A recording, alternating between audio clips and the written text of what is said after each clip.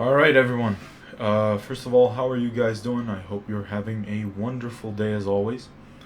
Today is going to be another lesson of philosophy through iron, and this time I will explain the Stoic concept of memento mori, which stands for, roughly speaking, in Latin, remember death. Now, this is a Stoic philosophy sort of principle that can help you appreciate life if you apply it properly to cultivate a person that you want to become. Now, what makes me the valid person to give you a lecture about philosophy and memento mori? So, first of all, name's Roy. I have been studying philosophy for around 2.5 years. And as for about, I don't know how many hours it's been, I really don't care. 10:03 this morning, my mom has passed away. So I figured I'd turn this into a lecture. Hell, if anyone can get any sort of value from the situation, that's a win in my book. It always has been and always will be. So basically, what memento mori is and what other people think that it is when it comes to dealing with death and the fear of death is that they think that it's sort of like a practice of gratitude, that you remember that any day could be your last and you can live every day like it's your last. But the thing is, it's not specific at all. It's very general, and it doesn't really give you general instructions of what you wish to become. Now, I have prepared a notebook that's full of what I've learned so far about memento mori. And memento mori, it doesn't really refer to death, but it more so refers to a lack of life. So, something that I have realized during these past 6 months that I was at the hospital every single day is that all the muscles that I have and the material stuff, hell, even health itself, like stuff like health, wealth, family, all these things are all things that can be taken away from me just like that. I can get injured, one of my family members could pass away, and basically just kind of like Zeno, everything can just disappear in an instant. Which is why I'm going to refer to my new definition of wealth. Wealth is going to be measured not by what you have, but by who you become through it. See, I could lose all these muscles in a second, but I know that I'm wealthy because I'm the type of person to, even if they do lose their muscle, they're going to use literal dirt to build it back up. And I think that's wealth, and I'm starting to suspect that this principle is in every other area of life, but I guess we'll leave that to the future. Basically, memento mori isn't just remember death, but it's like, if you lose everything that you have, what type of person would you be? And if your answer is, I will still be a motherfucker that pushes forward despite everything and build things back up, I think you won. I think you won. I can't control what happened to Mom, and I can't control a lot of things. But what I can control are my thoughts and my actions. And in my opinion, the fact that I'm doing this now, it is truly an honor for me to be able to give you this lecture. For me to be to make a prime example out of myself of applying philosophy in real time. This is why I wanted to record this video session right now. I wanted to record it because it's so fresh. Like, my mom's passing away, it is super fresh. It just happened. But I want to demonstrate you guys what a prime example of stoicism looks like. Now, it doesn't mean being emotionless. Hell no. I will cry if I want to. I'll puke if I want to. I'll process this information in whatever way, shape, or form that I want. It isn't about hiding your emotions. It never was and it never will be. What stoicism really is about is understanding what inner strength is. And this is also where it connects to Taoism, by the way. See, in strength, there are two sides to this one coin. What you can control and what you can't control. This is known as the Stoic dichotomy of control.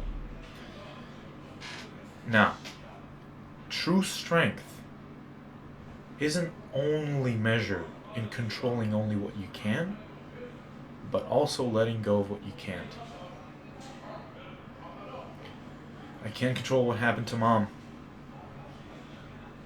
You know, I've been at the hospital, and at the end of the day, she would breathe funny, and every time like she missed a breath, I'd have like a mini heart attack. There are a lot of stuff that I could really describe going to the hospital. I'm not gonna go there because, well, I sort of want to keep this family friendly. But I've witnessed some incredibly painful things. But the best way to handle this is to be thankful for it, because it gives me a new perspective. Don't feel sorry for me that it happened to me. Because you have to remember, what would Hercules be if it wasn't for a lion? He'd just be another person laying in his bed. You wouldn't know who he is. Don't feel sorry for me because I've experienced this struggle. But watch me become the person I want to become through it. All these things, all this stuff that's around you, it could be taken away from you in an instant. But the one and only thing that can never ever be taken away from you is what you give to others and who you become in the process. This is the one thing that will never be able to take from you. This is a part of the reason I'm making this video, because if anyone could grab any sort of value from this data collection, I encourage you to do so. Because the more value I give to you, it's basically a win for me, because everything else, all these material possessions, the muscles, my room, everything around me can be taken away from me in one instant. But here's why I'm not afraid of this stuff happening anymore. I'm not afraid because I know that I'm the type of person who'll put on his boots and rebuild back up. I know that I can rely on myself. That's where my wealth is, in my mind. Now, you have to remember, stuff like lifting weights, that's amazing. But that's not going to solve your problem. It's not going to heal your heartbreak, and it's not going to bring Mom back to life. It's not going to do that. What is going to do that is who you are and how you handle things. You can sulk for a while, but I think that the ultimate test of intelligence here is you finding all the more beautiful stuff in this supposedly horrific circumstance.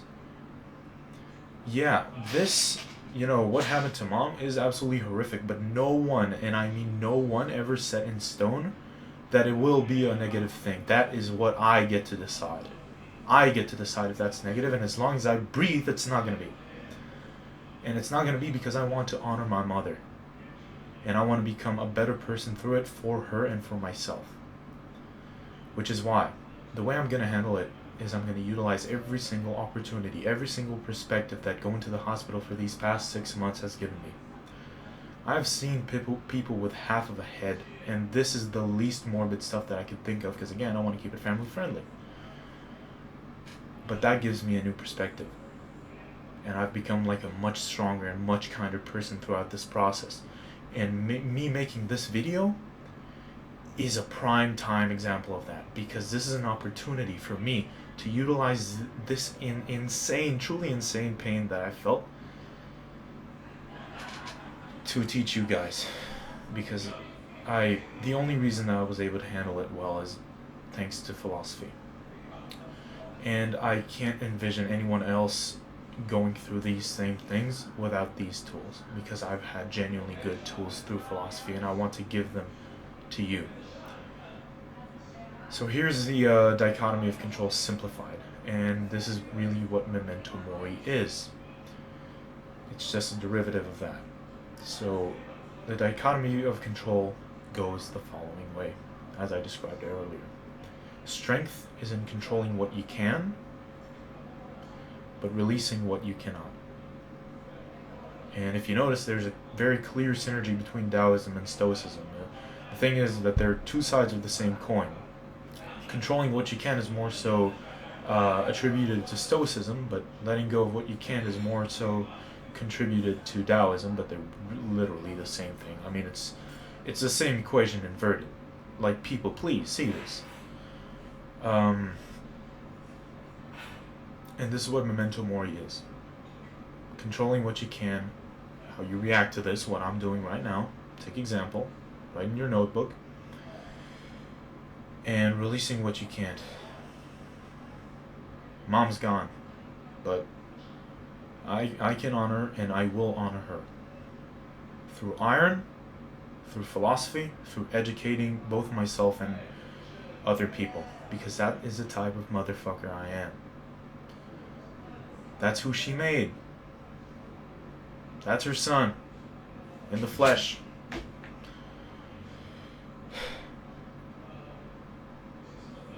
I'm not my muscles. I'm not how I look. But here's the thing. Saying that all these muscles and, finance and all these things are worthless to the person who thinks incorrectly, that will lead them to nihilism, because they're like, oh, then why would you ever go to the gym, and why would you ever build the wealth, and why would you ever do this and that if it could all be taken away from you? I'll tell you why, so as you won't fall into nihilism. Yeah, all this stuff can be taken away from you, but all this stuff is also external. So don't do it for the muscle. Don't do it for how you look. Do it for the person who you will become. Because that is what they will never be able to take away from you. Go out there, educate others, inspire people. That's why I can really tell you about this. I think, as a person who had decent success at the gym, I can tell you that this whole thing of being wealthy and this whole bodybuilding journey was more so an intellectual, mental pursuit rather than it was physical. And it's not really about my muscles, it's the type of person who I am. And the type of person I choose to be is a motherfucker that inspires you through iron and sheer fucking will. If you take everything I have from now, if you take anything that I have, my house, whatever you want, I'm the type of motherfucker. I don't care what shovel I have. I will dig with my bare hand, but I will dig that hole if you ask me to. If I need to dig a hole, I'll dig a hole. I don't care about the shovel. You take everything away from me and I'll still build it back up. Because that's the type of person that she taught me to be. That is who she created. That is what I believe being rich is. Who you are, not what you have. This is also my antidote for both materialism and body dysmorphia. If you've ever faced these two, that's your antidote right there. At the end of the day, I'm here to become a bodybuilder, I'm here to become a philosopher, and these things are not going to be measured by what I have, but by who I am. This is a prime example of Stoicism in real time. My mother passed away 5 hours ago. I slept at the hospital tonight. I've seen some of the things. I've seen some things. I've got the scars. But I will be goddamn if I let that slow me down. I'll build myself up through it for her, because that is what will honor her. What will honor her is not really going to be me being sad and whatnot. It's going to be me growing through this and making her proud.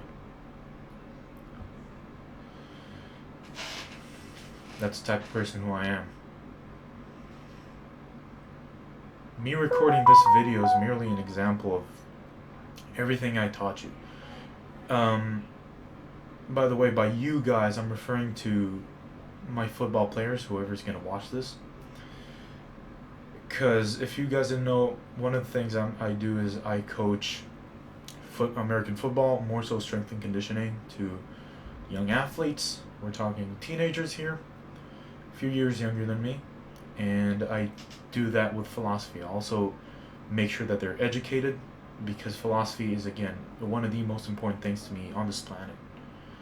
And I think that everyone should learn it. That is a pursuit that is worthy of absolutely everything. And what I teach them is to smile through the pain, whatever they're experiencing, because that's what I did, and that's what worked for me. That's what the Stoics teach in various different ways, and that's what I teach. And me recording this video is a prime time example of me smiling through the pain, ladies and gentlemen. Giving it the warm welcome it deserves. Which it does. Because if you sulk and complain, if you complain about things, just be aware of what you're doing, because this implies an inability to utilize your current circumstances. That's why the Stoics preach against it so much. Because complaining means the complete inability to embrace circumstances. And that creates an inability to use circumstance. And I have been doing that for a while. Not complaining, but using my circumstances. That's the only reason I was able to become the person I am today. And that's the only reason I can continue to evolve. I don't want to blame circumstances. I don't want to blame other people, because I have nothing to do with that. Sure, it takes the responsibility away from you, but in the process, it also completely depowers you. You know, funnily enough, it's kind of the inverted version of what Uncle Ben from Spider-Man has said. You know, with great power comes great responsibility. But here's the thing. If you invert that equation, with great responsibility comes great power. So when you remove all responsibility from yourself, you have absolutely no power to change your circumstances. Ladies and gentlemen, things are not going to be better. And if they are, that's the wind blowing on us. Not something we can control whatsoever. Don't hope for things to become better. You be better yourself. Be stronger, so no matter what the circumstances, in fact, hope that they get 1,000 times worse. I call this hyper-positive grit. Hope that they get 1,000 times worse, just so you could be the type of person to grow through it anyways. My mom is dead. I'm more sore than a motherfucker. And yet, I'm out here and I'm recording this video and I'm thinking rationally. And I'm going to go to the gym later and I'm going to hit a workout session. Ladies and gentlemen, as human beings, it is our birthright to be able to be intellectuals and think critically, and not just take emotions and circumstances as they seem. It is within our intellectual capacity as humans to be able to dissect these things further. So yes, pain is painful, coincidentally, but there's a reason that every single successful person out there keeps telling you that it's the greatest teacher. So how about we put that to the test? I'm going to go to the gym later. Now here's the thing, I know that I'm going to grow through this. Because that's the type of person I am. Now you can say, oh, well, Socrates said, the only thing I know is that I don't know anything. True. Here's the thing, I'm not Socrates. Name's Roy. Anyways, I'm going to go hit legs, and I'll see you guys later, and don't forget to smile. Peace.